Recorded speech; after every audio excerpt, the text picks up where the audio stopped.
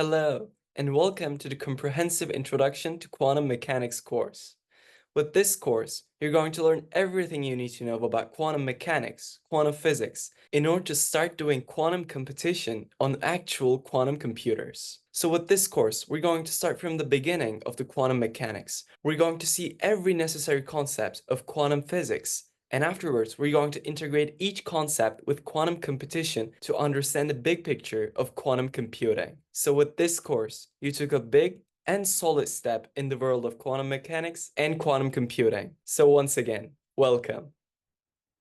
So throughout this course, you'll learn everything you need to know about quantum mechanics, quantum physics, for quantum computing in one complete course. So as you can see, this course is a comprehensive guide, and it's one of the most foundational bricks to progress your journey and go into advanced courses about quantum computing. But before diving into the curriculum and the objectives of the course, at first place, what are quantum computers and why quantum computing is so important? So quantum computers are expected to change the technological systems we know and our lives in the upcoming years.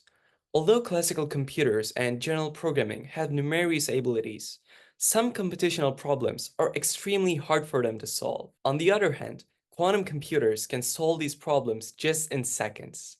So as you can see, quantum computing is bringing a huge potential and advantage on the table. And that's why quantum computing is considered as the technology of the future. So if you want to learn about this exciting future technology and prepare yourself for the quantum revolution, this is the perfect course for you.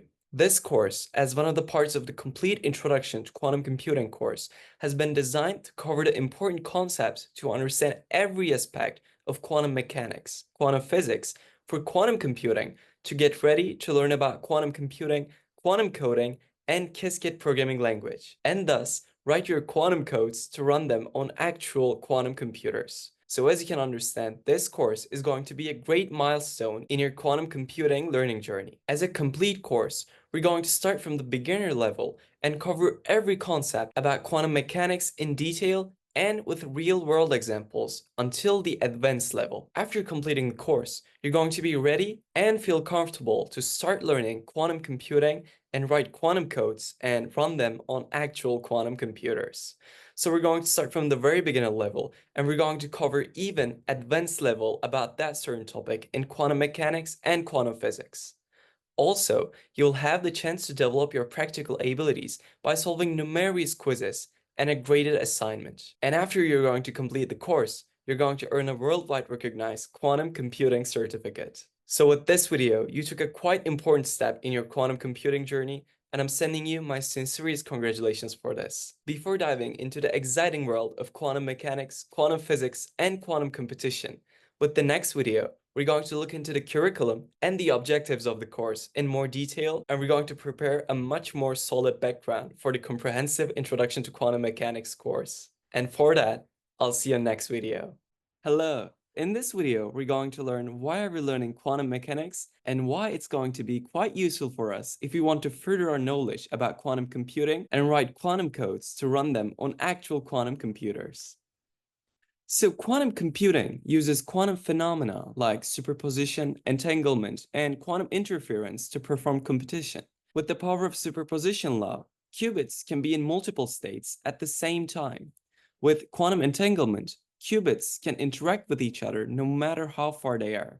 And with quantum interference, quantum bits, the smallest information unit of quantum computing, can behave as waves and they can interact with each other in this way. So quantum computing uses all these quantum phenomena to perform competition.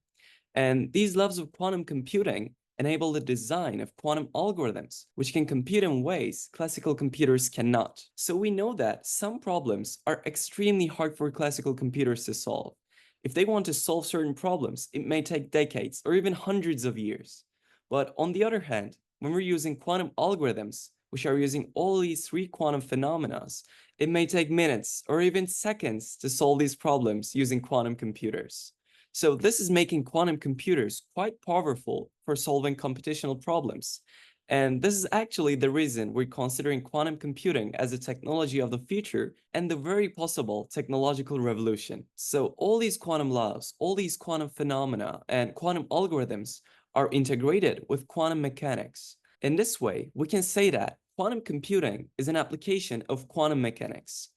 Quantum mechanics is investigating microscopic level objects in a physical way. So quantum mechanics is a huge branch of science. As we progress on the course more, you're going to see quite exciting and also some spooky weirdnesses about quantum mechanics and quantum physics. So after we're going to learn all about these, we're going to say that quantum computing is generally taking its power from the weird and descriptive laws of quantum mechanics. And quantum bits, qubits, are physical, extremely small systems. So we previously saw that quantum mechanics was also investigating microscopic level objects like electrons, protons, or even quarks.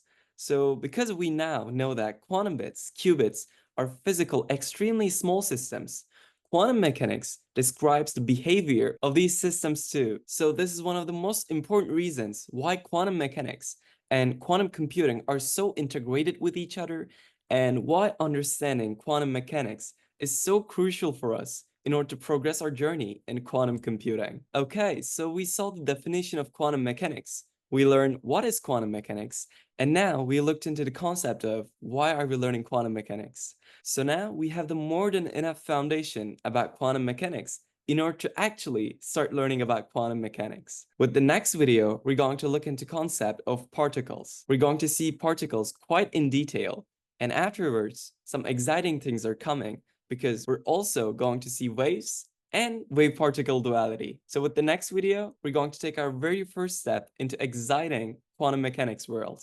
And for that, I'll see you in the next video. Hello. With this video, we're moving on our journey about learning quantum mechanics. So in this video, we're going to dive a little deeper into waves, and we're going to add some mathematical aspects into it while we're seeing some formulas. So in this video, we're going to examine de Broglie's wavelength function. But before examining this function and solving some real-world examples about this, I think that it'll be much more convenient and beneficial for us to see this important scientific figure, de Broglie. So de Broglie was a French aristocrat and physicist who made groundbreaking contributions to quantum theory. In his 1924 PhD thesis, he postulated the wave nature of electrons and suggested that all matter has wave properties. This concept is known as the de Broglie hypothesis, an example of wave-particle duality, and forms a central part of the theory of quantum mechanics.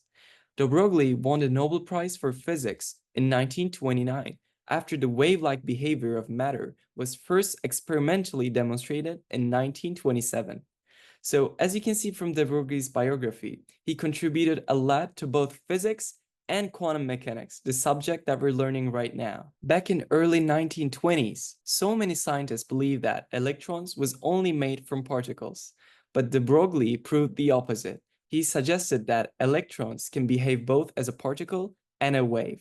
So we examine this concept now in this video as wave-particle duality, and also it was experimentally demonstrated with double-slit experiment, and we also saw this in the previous videos too. In this video, we're going to dive deeper into concept that de Broglie founded. We're going to see its mathematical aspects in quite detail, and also we're going to solve a real-world example about this situation. So as you can see, de Broglie developed a wavelength function.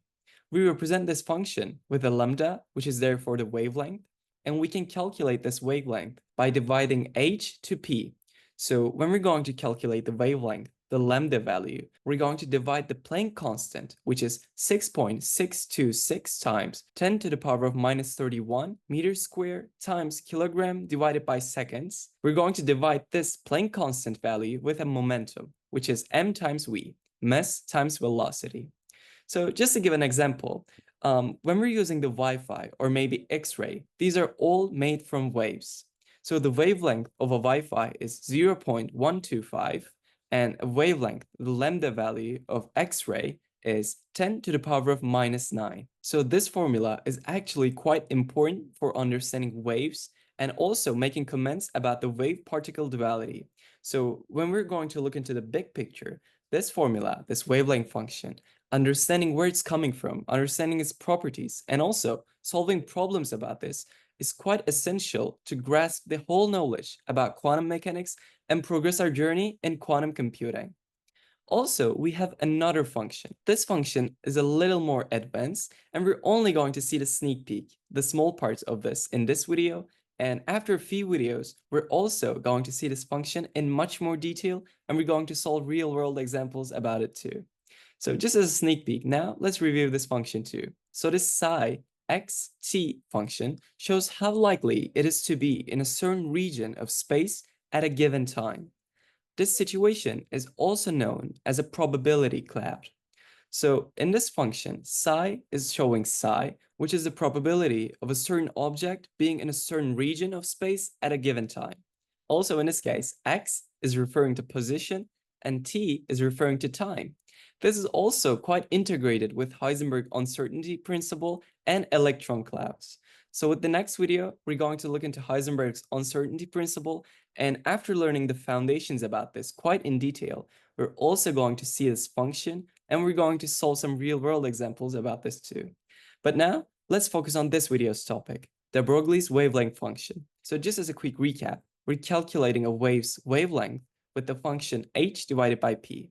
In here, h is referring to Planck's constant, which is a constant, an important number in math, and p is referring to momentum, which is m times v, mass times velocity. So now let's go to a notebook to review this function again and solve an actual real-world examples about this situation. So our concept is de Broglie's. We also saw his biography, and we saw that he's a quite important scientist at the time and also in nowadays. De Broglie's wavelength function. Okay.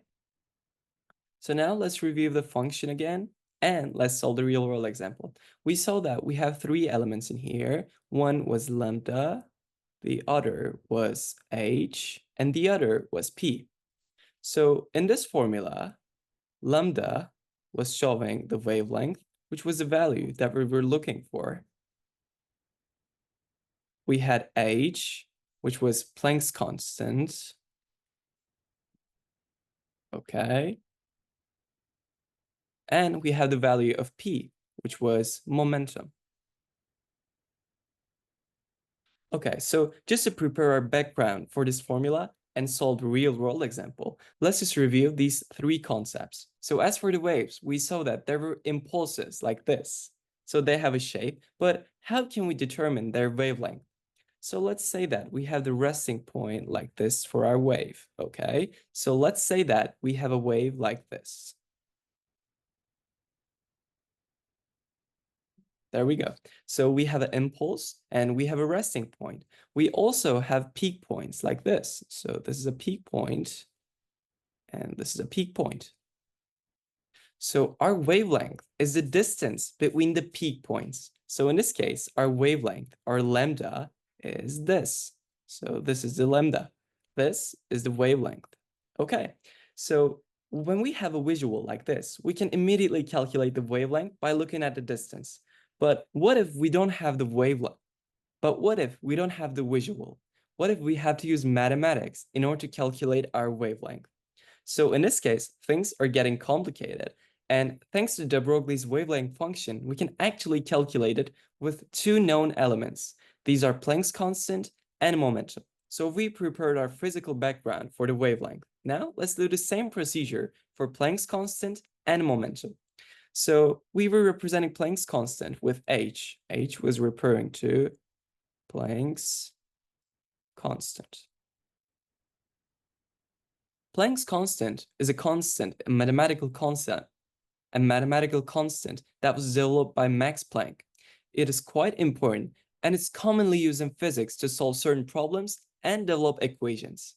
So for Planck's constant, it's quite important to remember the value and write it when we need it. So h, the Planck constant, is equals to 6.626 times 10 to the power of minus 34 joules second. So we wrote the Planck constant, and we're going to use this value whenever we're going to need in a function, in an equation, or in a problem in physics and quantum mechanics. So we also prepared our background for the second element too. Now it's time for momentum. So momentum is a special physical unit which was calculated using mass and velocity. So we're showing momentum with P, and we know that it was calculated by mass times velocity. So let's say that we have an object like this box. It has the mass of, let's say, 3, and it has the velocity of, let's say, 2. So in this case, when we're going to calculate its momentum, we're going to multiply 3 and 2, and we're going to say that the momentum of this box, box A, is 6. So we're also using momentum in this direction for physics and quantum mechanics. Okay, so we prepared our physical background, and now let's dive deeper into de Broglie's wavelength function, and let's solve a real-world example. So now let's just try to open this function up. So we saw that lambda, our wanted value, was representing the wavelength, and we were calculating this value by dividing Planck's constant to momentum. So what was Planck constant? It was 6.626 times 10 to the power of minus 34 joules seconds. Okay, and also we were dividing this value to momentum, which was mass times velocity. Okay, but we can also open these elements too. So we can write mass times velocity as kilograms for mass and times meter divided by seconds for velocity. Now we have a full open function, and we can do the relevant calculations by looking at this cheat sheet. Okay, so we broke down de Broglie's wavelength function into smaller pieces, and I believe that we did a quite solid understanding about both this function and the physical background of it. So now it's time to solve a real-world example about the situation to understand the concept even better. So for this real-world example, let's say that we're trying to find the wavelength of an electron. So it's quite complicated, and I believe that we're going to solve it quite easily. So electron is moving super fast, so we can say that it's going to have a huge momentum, and we know the Planck constant, and we're trying to find the wavelength, the distance between the peak points of this impulse of electron, and we're going to find it with a magnitude. So what are we going to do? At first, we need to value for the velocity of our electron. So as for the sake of question, let's say that our electron has the velocity of 2 times 10 to the power of 6 meters divided by second. Okay, and let's say that our electron has the mass value of 9.109 times 10 to the power of minus 31. So the question gave us the value of the velocity of this electron and the mass of this electron. We have the formula, so all we have to do is apply our mathematical knowledge into this example and solve the question. So let's just try to put a line here in order to make the question more easy to see. Okay, so we have these two values, and now we're going to find the answer. Let's just also move our cheat sheet a little bit below here. There we go. Okay, so now let's continue. So we're trying to find the wavelength of our electron. So we have the Planck's constant. We don't have to do anything in here. We're just going to write it again.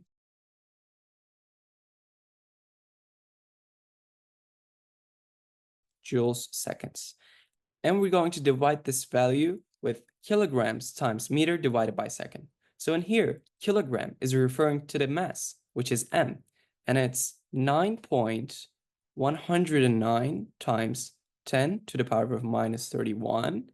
And we're going to multiply this mass with the velocity of our electron. And the velocity is 2 times 10 to the power of 6 meters divided by second. Okay, so when we're going to do the relevant mathematical calculation, we're going to get the value of 1.822 times 10 to the power of minus 24 kilograms times meter divided by second. So this is our momentum. This is our p-value. And we also had the Planck's constant, which was 6.626 times 10 to the power of minus 34 joules seconds. So what we're going to do is, when we divide the Planck constant, this value, with our momentum, this value, we're going to get the result of the lambda. the wavelength of our electron. And if we're going to make the calculation, I've calculated previously to save you some time. I'm just going to write it here. Let's just take this information a little to the left. There we go. So the lambda value, let's just write it with red ink. Lambda value will be equal to 3.64 times 10 to the power of minus 10. So the wavelength of this electron is actually quite small. The value of wavelength of our electron is 3.64 times 10 to the power of minus 10. We can also show this value in a different way, like, let's just open up an arrow here, 0.364 nanometers. Whew, that's actually quite small. So we did a lot in this video. At first, we started with the biography of de Broglie, and afterwards, we dive deeper into both wavelength function and also another function that we're going to see in the upcoming videos. Afterwards, we went to notebooks to review the function one more time. We break down each element of the wavelength function, and we saw the physical background of them. And afterwards, we successfully completed solving a real-world example about this, and we calculated the wavelength of our electron, which was quite small actually, 0.364 nanometers. Can we even measure this time? So while I'm trying to find an answer for that, you can move to next video to learn about Heisenberg's uncertainty principle. That's also a cool and interesting video too. Hello! With this video, we're continuing our learning journey in both quantum mechanics and energy states. So in this video, we're going to switch to quantum energy. We're going to see the concept Hamiltonian. So when we first start to learn about quantum mechanics, we first started with particles, and afterwards we moved into waves. And during the waves, during the mathematical representations and functions of waves, we saw wave function. We saw that it was represented as psi xt, and it's describing the probability of finding a particle somewhere in space. So we saw that electrons are moving super fast, and that's why we cannot calculate a specific location or velocity of a certain electron. And therefore, we talk about the concept electron cloud and the Heisenberg uncertainty principle. So as you can see, all these concepts are quite integrated each other. And for the quantum energy, we can use this information as the Hamiltonian operator to find the allowed energy states of that wave function. So in the picture on the right, you can see a Hamiltonian operator. Hamiltonian is shown with H, and we have the psi value, like always we do in quantum states. And we equalize this situation into the energy of the psi value. So if we're going to make a connection, we saw that wave function was representing a psi xt value. So in this case, psi is describing the probability of finding a particle somewhere in space, and Hamiltonian of the psi value equals to the energy of psi value. So we know what psi value is describing. It is the wave function that tells location and the velocity of the particle. But we haven't saw about the Hamiltonian yet. We know something about energy. We saw what energy means and what are their types in the previous video about the classical energy. So now we're going to apply this knowledge into quantum world, and also we're going to see the concept Hamiltonian. So what is Hamiltonian? The Hamiltonian is a central concept in quantum mechanics, representing the total energy of system. It is an operator that acts on the space of the system and determines its time evolution. So because we're learning quantum mechanics and quantum physics, and Hamiltonian is a direct application of quantum mechanics and quantum physics, it's quite important for us to understand and also understand the quantum energy formula, which is the formula you can see on the right. So Hamiltonian is an operator that acts on a state space of the system and determines its time evolution. The Hamiltonian governs how quantum states evolve over time. According to time-dependent Schrödinger equation, which was the experiment we saw in the previous videos, the time evolution of a state vector is driven by Hamiltonian. So by using Hamiltonian, we can examine how quantum states evolve over time. And in quantum field theory, the Hamiltonian is extended to describe fields rather than just particles. It includes terms that account for field interactions and particle creation and annihilation. It is playing a crucial role in dynamics of quantum fields. So as you can see, Hamiltonian puts a lot of weight in quantum mechanics and also therefore in quantum computing. It is helping us to examine how quantum states, microscopic objects like qubits, evolve over time. And we're using this situation in the quantum energy formula, which was represented as h psi equals to E psi, where psi is referring to wave function that tells location and velocity of the particle, and h is referring to Hamiltonian, while E is referring to the quantum energy.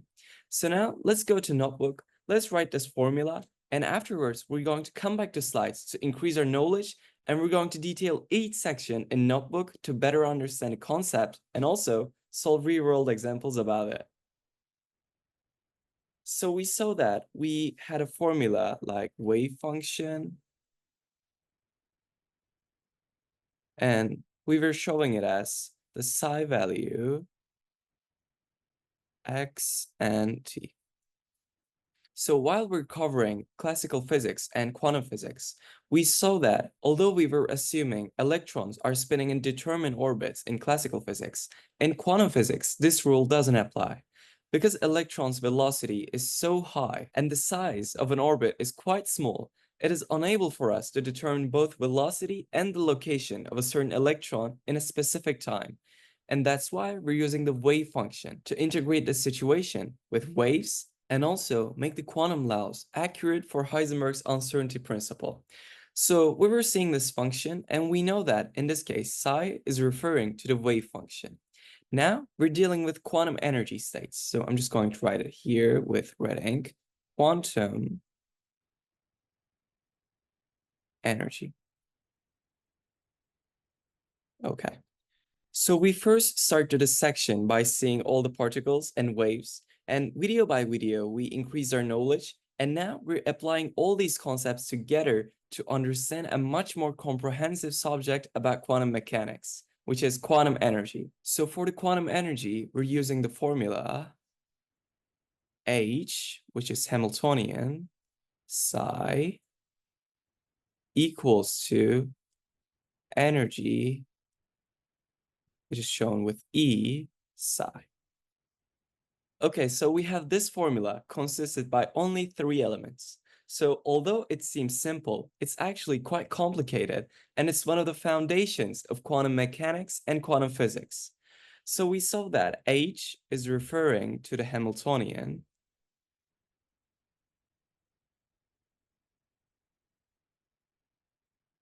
We saw that psi is representing wave function. And we also did the recap of this in the above line.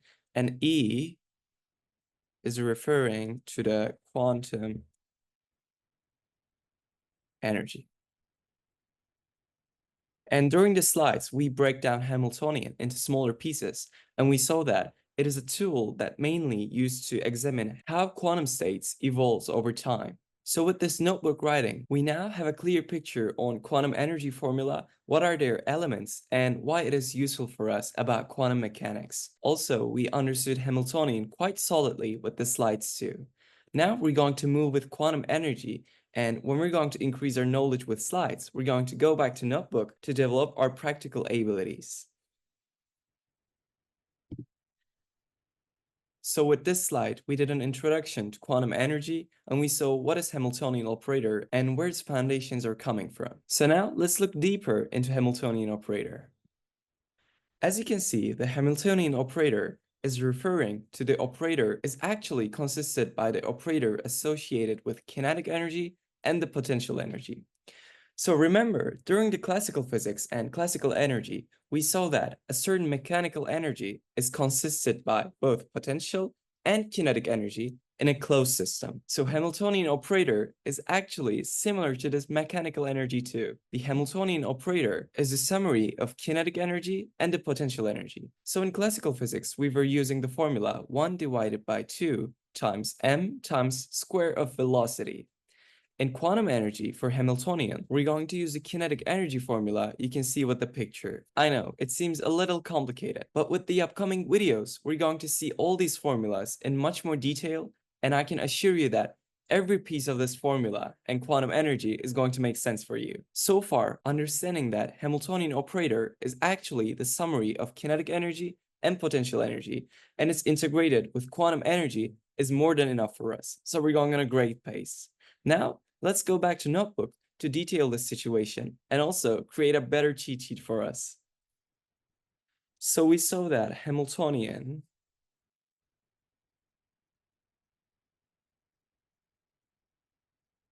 could also be represented with a formula. And in order to make a more clear big picture, I'm going to write each element there. And with the upcoming videos, we're going to break it down into smaller pieces and make it more detailed. So now we can write that Hamiltonian is actually the summary of kinetic energy and potential energy. And also for Hamiltonian, we can show it as, let's just erase this,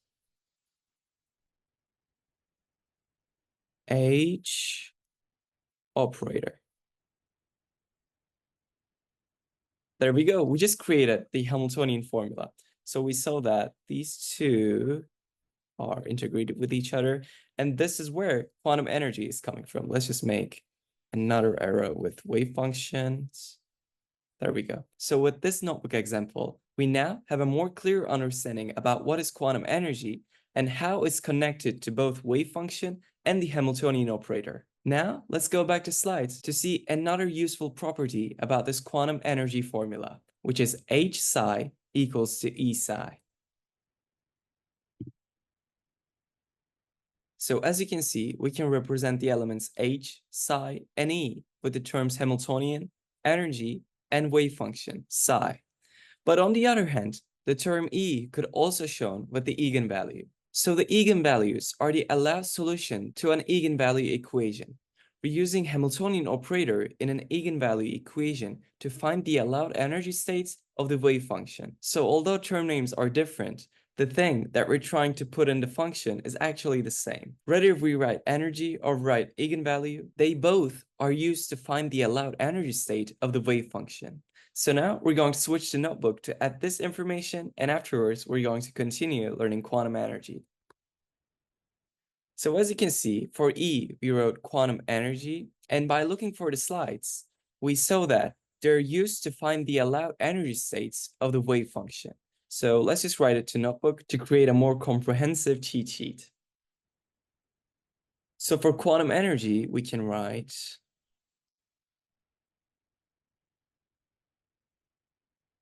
used to find the allowed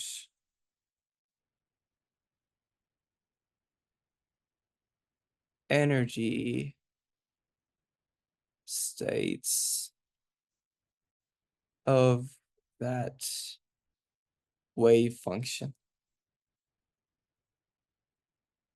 And we saw that we could also represent the situation with the term eigenvalue. Okay. So with this slide, we also break down the quantum energy concept into smaller pieces. Wow, we first start with what is quantum energy? What is its differences between classical energy? Afterwards, we wrote the formula, we break down elements into smaller pieces, then we detailed the wave function, afterwards we detailed the Hamiltonian operator, and afterwards we detailed the quantum energy, and also integrated concepts coming from the previous videos. Now, let's go back to slides to take a final look into quantum energy and what are the differences between classical energy and quantum energy. And I believe that with that slide, we're going to have a better understanding about where quantum advantage is coming from. So we saw about quantum energy formula, and we also saw about the eigenvalue. Now, we're going to see the differences between quantum energy and the classical energy.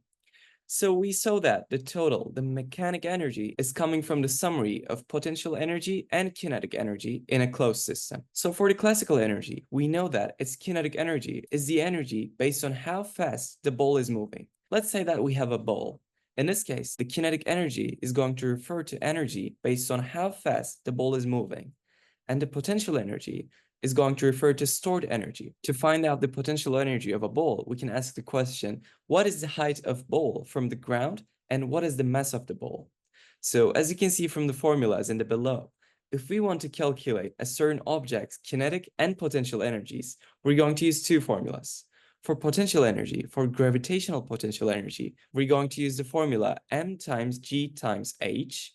And for the kinetic energy, we're going to use the formula 1 divided by 2 times m times v squared.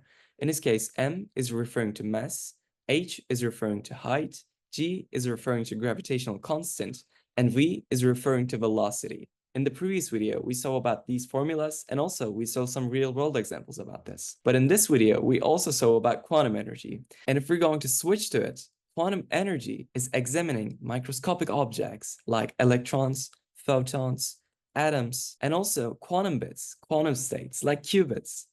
So if we want to calculate an electron's quantum energy, we're going to use the general formula of h psi equals to E psi.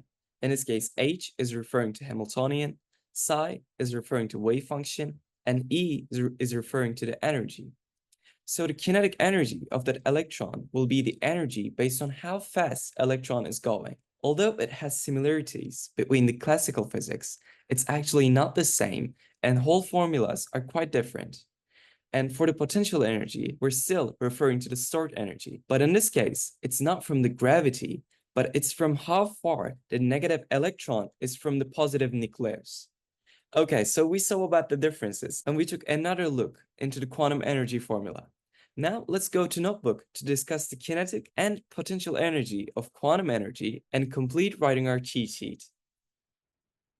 Okay, so with this slide, we saw about kinetic and potential energy, and we also saw them with the formula of Hamiltonian operator. Now, let's open these kinetic and potential terms up and also detail every single element in this notebook. Okay, so for kinetic energy, we can say the energy of motion. And for an example of kinetic energy, we can write the velocity of an electron. Okay, so we broke down kinetic energy into a smaller piece, and we gave the example of the velocity of an electron for quantum kinetic energy. But for potential energy, things are different. So if we were talking about a classical physics, for gravitational potential energy, we can give the example of a height of the ball, just like we did many times in the previous real-world examples. But for quantum energy, we can talk about a height because we're talking about microscopic objects like an electron, a proton, an atom, or quantum states, a qubit. So for potential energy of a quantum states, we're going to talk about the distance between the electron and the nucleus, the proton. So we know that for the center of the electron, we have protons and we have neutrons. Protons are loaded with positive and neutrons are, as you can understand, neutral. And we have orbits. We have electron clouds like this. Okay. And let's say that our second electron cloud is this. There we go. Okay, so for potential energy, let's say that we have an electron in here, like this. And we have another electron like this here. So if we want to calculate their potential energies, we're going to look into the distance between the nucleus and that certain electron. So for this, we're going to have the distance h1. And for this electron, we're going to have the distance h2. So as you can see, we didn't have to calculate order, gravitational constant, masses, and also we didn't have to look into the formula of m times g times h, but we looked into the distance between the electron and the nucleus, and we saw that the potential energy of the second electron is bigger than the potential energy of the first electron. So now let's just move this example a little to the left. There we go. And let's write the outcome of the situation here. So we saw that the potential energy of the electron 2 is bigger than the potential energy of the electron 1. Also, let's just move it a little downwards to create a better cheat sheet. There we go. So we covered a lot with this video. We saw about quantum energy. We saw what are the differences between quantum energy and classical energy. We saw the quantum energy formula, which was h psi equals to E psi. We detailed every single element in smaller pieces, and we made numerous connections with the previous videos and the concepts that we saw with the current quantum energy concept. So we did a great job by looking into quantum energy. With the next video, we're going to continue with an important quantum experiment, which is known as the Schrödinger's cat. So for that, I'll see you in the next video. Hello. With this video, we're going to see the concept two-level systems. We're going to break it down into smaller pieces, we're going to give examples to it, and we're going to solve quantum examples about it too. And I believe that after completing this video, we're going to be much more ready to understand quantum computing and thus perform quantum computation on actual quantum computers. So without losing any momentum, let's go to slides. So a two-level system, often represented by a qubit, a quantum bit, is the simplest quantum system with only two possible states. It forms a foundational building block of quantum computing, and we can refer to this situation as the classical bits in traditional computing. So because we're working in quantum mechanics and we're taking all the powers that's coming from quantum physics and mechanics and all the experiments that's coming from this subject, we're using quantum computation with qubits. And that's why we'll be able to solve certain problems that will take thousands of years for classical computers to solve. So in this case, the properties of two-level systems are crucial for us. In quantum mechanics, the states of a two-level system are represented by vectors in a two-dimensional complex vector space. The general state can be described as a linear combination of the basis states 0 and 1 using complex coefficients. So previously, we saw that qubits could be represented with vectors, and all the quantum gates could be represented with matrices. And also, after that, we saw how we can represent quantum states using mathematics. We saw that we can represent the quantum state 0 with the vector 1, 0, and the quantum states 1 with the vector 0, 1. And afterwards, we did all the mathematical calculations to express the quantum state psi with the vector alpha and beta. And now we're going to see the level systems of the situations with 2 levels, 3 levels, and 4 levels. And we're going to see where this idea is coming from and how we can represent it just in a few minutes at the notebook quantum examples. And also, two-level systems can be physically realized in various quantum systems, such as the spin-off electron, photon polarization, and energy levels of atoms, which were the concepts that we saw in the previous videos. They're crucial for implementing quantum gates and building quantum algorithms, enabling tasks like superposition, entanglement, and quantum interference. So as the whole big picture, we have several components of quantum computing. We have qubits, we have quantum gates, we have quantum circuits, and as a whole, we're creating quantum algorithms. So we can create all these thanks to the laws of quantum mechanics and quantum physics. And when we use these physical laws into our quantum circuits, into our quantum systems, we can actually perform quantum computation. We can run our quantum codes on actual quantum computers, and all these results will be accurate for both superposition, quantum entanglement, and quantum interference. So this is where the magic of quantum mechanics, quantum physics is happening. And two-level systems is an important concept in that situation. So with the pictures on the right, you can see example quantum states. In this case, our state psi is equals to the square root of alpha times 0 plus square root of beta times the qubit value of 1. So in here, we're talking about two-level systems because we only have 0 and 1 qubit values. But what happens if we have 3 qubits? So in this case, we can represent it as psi equals to square root of alpha 0 plus square root beta 1 plus square root of another variable, maybe c or maybe delta, 2 qubit value. And also, if we're going to give a more advanced example, and if we're going to expand the frame, we can also give values of 4-level systems, even 5, it doesn't matter. So by this, we can understand that we can express certain qubit values like psi, phi, or maybe theta with certain levels, and all these are integrated with quantum mechanics, quantum physics that enable us to perform quantum computation. But in the first place, why are we using two-level systems? So basically, when we're talking about electrons, we either talk that the electron could have the upwards or downward spin, a plus or a negative, a right or a left spin. So all these are actually integrated with two-level systems and all properties of quantum mechanics. And while we use the spin values to express qubits in two-level systems, we can also represent this situation using block sphere. So I believe that with this slide, we now have a clear understanding about two-level systems verbally. But now let's switch to Notebook to solve some quantum examples about this situation, to break down each element into smaller pieces and gain more practical abilities to understand this concept even better and prepare our background solidly for quantum computing. So our concept is two-level systems.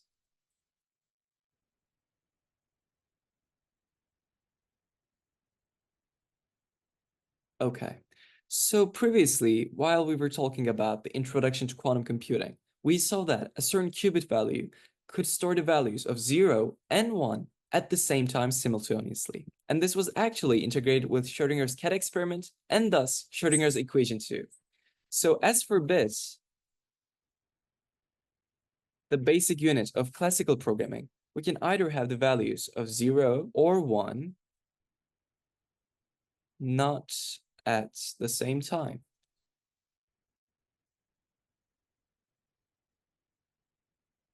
Okay, but for qubits, for quantum bits, we can talk about several states, like maybe state psi, and we can represent it with the combination of 0 and 1 being happening at the same time simultaneously. So we can represent the state psi as alpha times 0 plus beta times 1. And also, we can represent this expression using more mathematics and making it more advanced. So for that, we can say that the state psi could be equal to, we have the alpha value, and for the qubit value of 0, we can write it as vector 1, 0, plus we have beta value, and for the qubit 1, we can write it as vector 0, 1. If we're going to do the necessary scalar vector multiplication happen, we're going to get the vector of alpha and beta for the qubit value of psi.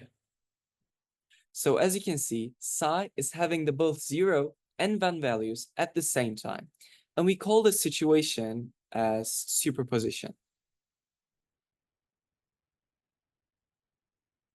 So this part is integrated with quantum computing. But for the quantum mechanics, we cover the concept Schrödinger's cat, superposition for quantum physics, and also Schrödinger's equation. So we integrated all these programming concepts into quantum physics to create a better understanding about the quantum computation. So now let's break this two-level system concept into smaller pieces and understand it in a much better way. So as for two-level systems, we saw that we can represent certain qubits like theta with combination of 0 and 1. So if we're talking about a two-level system, we can represent it as alpha 0 plus beta 1. So this is an example of a two-level system because we have two qubit values, one for the qubit value of 0 and one for the qubit value of 1. But can we have 3-level, 4-level, or maybe 5-level systems? I mean, is this possible? The answer is yes. So if we're going to express the qubit value of theta in 3-level system, we can show it as theta value equals to alpha 0 plus beta times qubit value of 1 plus delta times qubit value of 2. So in this case, we have a 3-level systems because we have one level for the state 0, we have one level coming from the state 1, and we have another level coming from the qubit value of 2. So with this, we can say that in this case, theta value is a 3-level system. So we can have 2, 3, or 4-level systems. But why are we using 2-level systems? So remember, when we were talking about the electron configurations of several atoms, accordingly to the quantum model of atom, we were using a term called as spin. So let's say that we're trying to do the electron configuration of the atom oxygen. So we know that oxygen has 8 electrons. So we can represent it as 1s squared, 2s squared, and 2p4. So in this case, we have 4 electrons from the s electron clouds, and we have 4 electrons coming from the p electron cloud. And if we're going to show this visually, we can show one box for s, one upwards and one downward spin. For 2s squared, we can show one upwards and one downward spin. For p, because p electron clouds had 3 magnetic levels, we were showing it as 1, 2, and 3 boxes.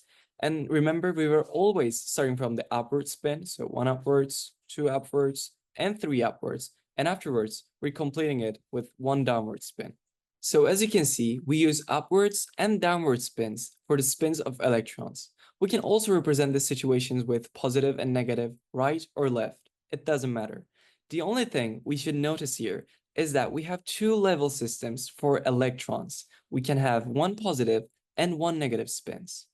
So remember, when we were talking about quantum mechanics, we saw that quantum mechanics examines microscopic objects like electrons, photons, and quantum bits, qubits. So in this case, because we're generally talking about qubits when we're doing quantum competition, we're using two-level systems to integrate the situation with the spins of electron. Although we can use three-level systems for 0, 1, and 2 qubit values, when we're going to do quantum competition, when we're going to create quantum algorithms to run them on actual quantum computers, we're mostly going to use a two-level system you can see with this expression. Theta equals to alpha times 0 plus beta times 1. And when we're going to express the situation mathematically, using the previous mathematical knowledge we received with the complete mathematics for quantum computing, we're going to represent the situation as the qubit value of theta equals to the vector of alpha and beta. Alpha for the x component and beta for the y component. So now we switch into a whole new thing. We talk about vectors and representing it geometrically. In this case, Blocksphere is coming to help.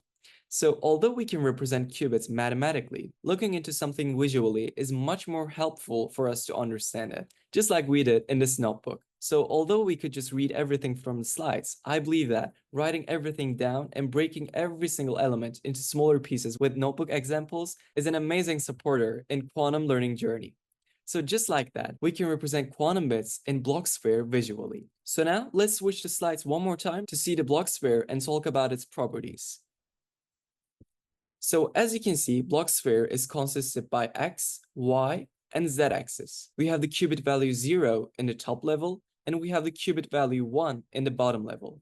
And also, if we have a qubit in superposition state, just like we saw with the state psi or theta, we can represent this qubit value with certain angles like theta. So this visual is a great way to understand how Blocksphere works and why are we using it. Okay, so I believe that this video was a great bridge to connect quantum mechanics with quantum competition and understand why are we representing quantum states with 2 qubit values. So by looking into both slides and also notebook, we now have a clear big picture about two-level systems, and we prepared a solid understanding about this situation, and we took another important step to actually start learning about quantum computation and run our quantum codes on actual quantum computers.